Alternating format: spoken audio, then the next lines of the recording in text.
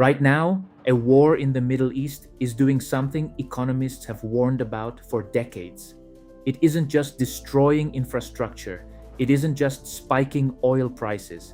It is stress testing the financial architecture that has kept the United States dollar at the center of the world economy for 50 years. That architecture has a name. You may have heard it, the petrodollar.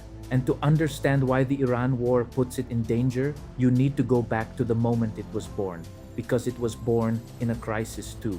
August 13th, 1971. President Richard Nixon convenes a secret weekend meeting at Camp David. The subject: the dollar is dying.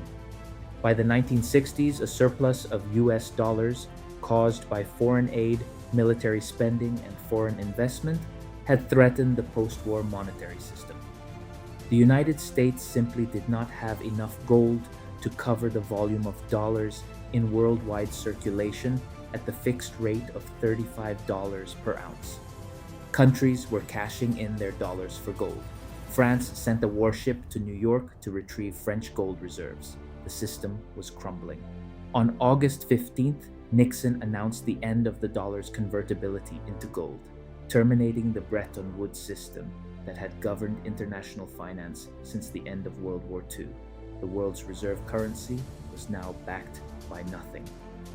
Then came the second blow, the 1973 Yom Kippur War.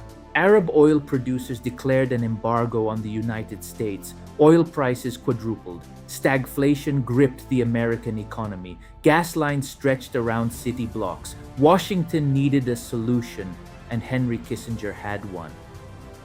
In July 1974, U.S. Treasury Secretary William Simon traveled to Saudi Arabia on what was publicly described as an economic goodwill tour.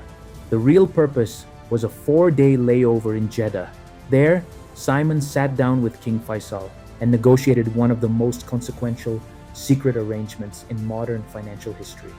The terms were straightforward. Saudi Arabia would price all its oil sales in US dollars.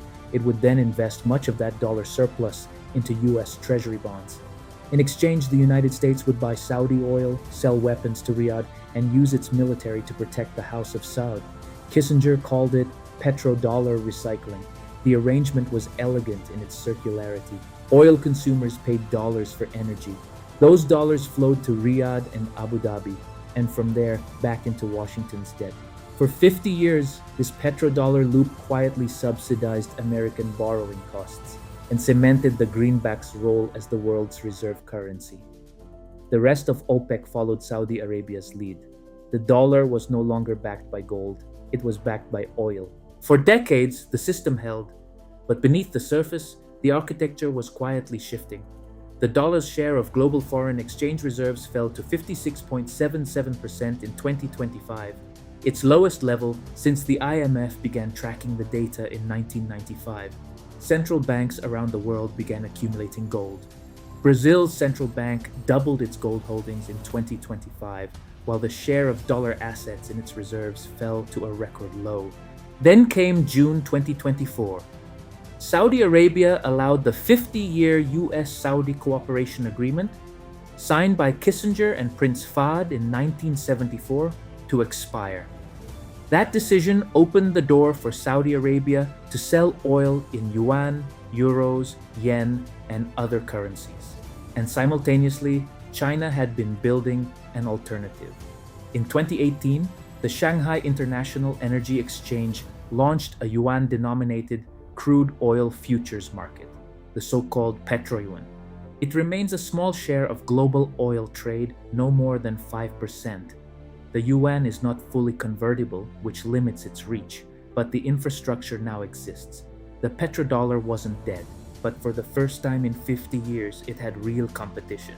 Then, in early 2026, the United States and Israel launched strikes on Iran, and the Strait of Hormuz, the narrow choke point through which a fifth of the world's oil passes, became a financial pressure point. In 2025, roughly 21 million barrels a day transited the strait at an average price of $69 a barrel, totaling around $530 billion per year.